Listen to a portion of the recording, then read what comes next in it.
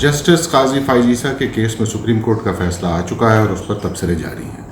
हुकूमत के हामी जिन्होंने ये रेफरेंस बनाया था, प्रेसिडेंशियल रेफरेंस था ये, तो वो इसे अपनी जीत करार दे रहे हैं। और फैज़ ईसा के जो काउंसिल थे और उन लोगों का ख्याल है कि ये रेफरेंस का फ़ैसला जस्टिस काजी फैज़ ईसा के हक़ में आया है।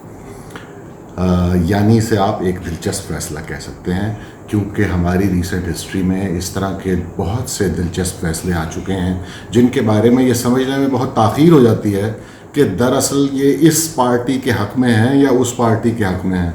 और ऐसा होता है शॉर्ट ऑर्डर के बायस। शॉर्ट ऑर्डर भी एक बिदअत है, यानी कुछ अर्सा पहले तक इस तरह की कोई चीज़ वजूद में नहीं थी, लेकिन बहुत कम आप खाल कहीं सुनते थे कि एक शॉर्ट ऑर्डर आ गया है, और वरना उसकी डिटेल जजमेंट दी जाती है। अब ये एक नया पैटर्न है जो अब इसको काफ़ी इसकी रवायत पड़ गई है। आज भी एक शुगर केस में एक फ़ैसला आया है, तो शॉर्ट ऑर्डर उसका हमने अभी तक हम तक पहुंचा है। ये शॉर्ट ऑर्डर और फिर उसके बाद जो अवामी रिएक्शन आता है और जिस तरह मुख्तलिफ फ़रीक उस पर बात करते हैं, उसके बाद वो डिटेल्ड ऑर्डर लिखा जाता है। ये कोई बिदअत हसना करार नहीं दी जा सकती। बहरहाल वापस आइए, ऑर्डर आया जी कि क्वैश कर दी जाए, ये रेफरेंस ख़त्म किया जाता है। जो presidential ordinance supreme judicial council में भेजा गया था जस्टिस काजी फैज़ ईसा के ख़िलाफ़, उसको ख़त्म किया जाता है। यहाँ तक तो ये मामला सबकी समझ में आ रहा है। अच्छा, शो कॉज नोटिस वगैरह भी उसके साथ ख़त्म कर दिए गए, यानी सब कुछ वो ख़त्म कर दिया गया। आगे चलिए, अब ये दिलचस्प पहलू शुरू हो रहा कि रेफरेंस तो ख़त्म हो गया, लेकिन ये सारा केस यानी जस्टिस काजी फैज़ ईसा की बेगम साहब के असासे डिक्लेयर करने या ना करने, ये सारी गुफ्तगू जो है, अब ये बहस जो है FBR के हवाले कर दी गई है, क्योंकि वो मुताल्लिका फोरम है उसका। अच्छा, उनको पाबंद किया गया कि इतने दिनों के अंदर ये आप चीज़ हमें फ़राहम करें सुप्रीम जुडिशल काउंसिल को, और सुप्रीम जुडिशल काउंसिल को कहा गया कि आप इस पर अगर सुओ मोटो लेना चाहें तो आप ले सकते हैं। अब ये सारी बुलअजबियाँ हैं इसके अंदर, बड़ी दिलचस्प ये बातें हैं कि आप, हुआ ये है कि एक दफ़ा फिर, जैसे पहले भी हमने फैसलों में देखा है, रेफरी जज जैसे बना दिया गया था, और ऊपर इतने दिन के अंदर आप हमें रिपोर्ट दीजिए। जो सिस्टम है लीगल, उस पर अदम एतबार ख़ुद कर दिया जाता है कि अपने रूल्स के तहत, जैसे FBR के अपने रूल्स हैं, किसी ने अगर टैक्स दिया है या नहीं दिया या पूरा नहीं दिया है, उसकी एक कार्रवाई है, वो उसी तरह होनी चाहिए। तो उसमें सुप्रीम कोर्ट यानी आखिरी फोरम पर आप आगे खड़े हो जाते हैं और वहाँ से फिर हुक्म सादिर फरमाया जाता है कि इतने दिन के अंदर, कोरोना नो कोरोना, आप ये हमें रिपोर्ट दें सुप्रीम जुडिशल काउंसिल को, और सुप्रीम जुडिशल काउंसिल इस पर अब सुओ मोटो अगर लेना चाहे तो सुओ मोटो तो सुप्रीम जुडिशल काउंसिल किसी भी चीज़ पर ले सकती है, उसका फ़ैसले में ज़िक्र क्यों ज़रूरी था। बहरहाल ये फ़ैसला सामने आया, और जो 3 जजेस दूसरे हैं जिन्होंने डिसेंट किया है, उनके फ़ैसले में बस इतनी ही बात है। वो कह रहे हैं कि आप ये रेफरेंस हमने ख़त्म कर दिया और इससे मुताल्लिका शो कॉज भी हमने ख़त्म कर दिया। यानी अगर उसको ख़त्म कर दिया, इसका माना ये हुआ कि उन्होंने सिस्टम को इजाज़त दी है कि आप FBR में जाइए अगर कोई जानना चाहता है तो, अगर आप फिर उसके बाद एपेलेट स्टेजेस हैं उनसे गुजरिए, हाई कोर्ट में जाइए और उसके बाद सुप्रीम कोर्ट चले जाइए। यानी सिस्टम को फंक्शन करने का मौका दिया जाए, जबकि मेन फैसले में आपको नज़र आता है कि इसका कुछ ऐसा एहतमाम नहीं किया गया। यानी JIT जैसे मामला था, ये लगभग उसी तरह की सूरत हाल है कि आप टॉप से बिल्कुल शुरू करते हैं और उसके बाद किसी जगह को पाबंद करते हैं और उसके ऊपर यानी आप नज़र रखते हैं और फिर उससे वो रिपोर्ट लेते हैं। लेकिन इस सारी दिलचस्प इसमें पहलू ये है कि जब रेफरेंस ख़त्म हो गया तो उसके बाद वो बुनियाद नीचे से निकल गई जिसकी बिना पर कोई भी कार्रवाई किसी भी सिलसिले में की जा सकती हो।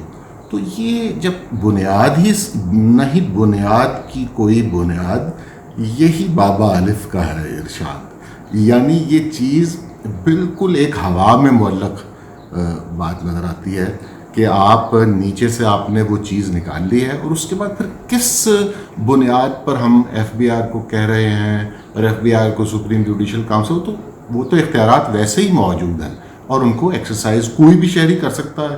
کوئی بھی اگر حکومت سمجھتی ہے یا جوڈیشری خود سمجھتی ہے یا سپریم جوڈیشل کاؤنسل سمجھتی ہے تو اس پہ سو موٹو تو وہ لے ہی سکتے ہیں. اچھا, دوسرا پہلو اس کا یہ ہے کہ حکومت کی کیا اس میں نااہلی ہے, اس پہ میرا خیال ہے کوئی دو رائے نہیں پائی جاتی. حکومت نے پھر ایک دفعہ, جیسے پہلے بھی ہم نے دیکھا ہے پچھلے 2-3 سال میں ایسے کیسز بنے ہیں, پاناما کا ایک بہترین مثال ہے, جس میں پہلے کیس بنایا جاتا ہے اور اس کے بعد آپ شواہد اور ثبوت اکٹھے کرنے نکلتے ہیں. تو اس دفعہ بھی یہی ہو رہا ہے. جیسے ایک صاحب نے کہا کہ یہ 7 ججز نے تو ایک طرح لیگل اسسٹنس کی ہے پریزیڈنٹ ہاؤس کی اور پرائم منسٹر کی, کہ ان کو مشورہ دیا ہے کہ آپ کا کیس کمزور ہے, آپ FBR جا کر یہ روٹ ہے, آپ اس راستے سے آئیے. تو یہ بہرحال یہ حکومت کی طرف سے واضح ہے کہ حکومت نے جو کیس بنایا وہ ایک بالکل بے بنیاد اور بہت فلمزی کیس انہوں نے تخلیق کیا اور بہت ہیسٹ میں کسی غصے میں جیسے کیا جاتا ہے اس طرح یہ کیس بنایا ہوا تھا.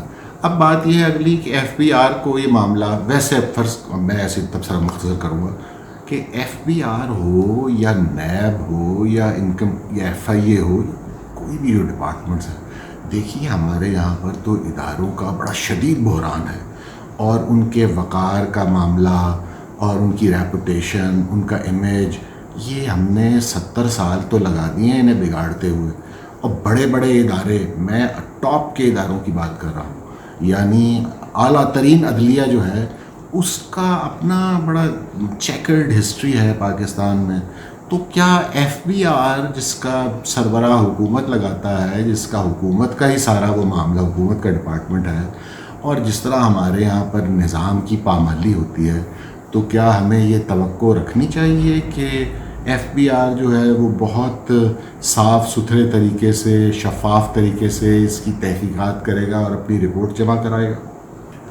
آخر میں چند جملے میں اس 10 رکنی بینچ کی جو فیصلہ ہے, ان کا شارٹ آرڈر بھی ہم نے دیکھا, اس کے حوالے سے میں مختصر بات کروں گا. یہ دیکھیے بات یہ ہے کہ پاکستان پہلے ایک ریاست ہے, یہ سپریم کورٹ کوئی آئی لینڈ نہیں ہے. یہ سب سے بنیادی بات ہے سمجھنے کی. آپ اپنے معاشرے پہ نظر ڈالیے, سپریم کورٹ کو چھوڑیے, آپ کو خود ہی سمجھ آ جائے گی بات کی. آپ اپنا معاشرہ دیکھیے, آپ اس ریاست کی شکل دیکھیے, غور سے دیکھیے, آپ کو معلوم ہوگا. آپ اپنے میڈیا کی طرف دیکھیے کہ میڈیا حق گوئی اور بے باکی کا کیا استعارہ ہے یا وہ لیٹا ہوا میڈیا ہے. مین سٹریم میڈیا ہمارا بگ بزنسز کی طرح ہی بیہیو کرتا ہے نا. وہ کوئی آزادی صحافت کا یا آزادی رائے کا علم بلند کیا ہوا ہے اس نے اس ملک میں, تو ایسا تو نہیں ہے. اور اسی طرح ہمارے سیاستدان جو ہیں, یہ سیاسی پارٹیاں جو ہیں, یہ انہوں نے اپنے کوئی ذمہ لیا ہوا ہے کہ بھئی ریاست کے سارے انسٹیٹیوشنز تباہ ہو رہے ہیں, تو ہمارا اس میں یہ کردار ہے, ہمیں لوگ اکٹھے کرنا چاہیے, ہمارے پارٹی ورکرز مل کر ہم سارے اس سلسلے میں اپنا حصہ ڈالیں. ایسا کچھ ہوا؟ تو کیا یہ ساری ذمہ داری فقط ہمارے ججز پر عائد ہوتی ہے؟ آپ کو معلوم ہے کہ ججز کے اوپر کس طرح کے دباؤ ہوتے ہیں. جسٹس نسیم حسن شاہ کے تاریخی فکرے بھول گئے ہیں. تو اس بات کو ہمیں سمجھنا چاہیے, اور یہ جو بھی فیصلہ ہے اس میں آگے چلیے, ایک لٹکنے سے ایک راہ تو پیدا ہوئی ہے, اب دیکھتے ہیں ہم کیا ہوتا ہے آگے. لیکن یہ دیکھیں گے ہم, بہرحال ہم سب جانتے ہیں اس ساری کھیل میں, اس سارا معاملہ جو چل رہا ہے, اس کے پیچھے بنیادی بات کیا ہے. 17 ستمبر 2023 کو ایک صاحب نے 1 سال اور 38 دن کے لیے پاکستان کا چیف جسٹس بننا ہے, اور طاقتور قوتیں چاہتی ہیں کہ ایسا نہ ہو.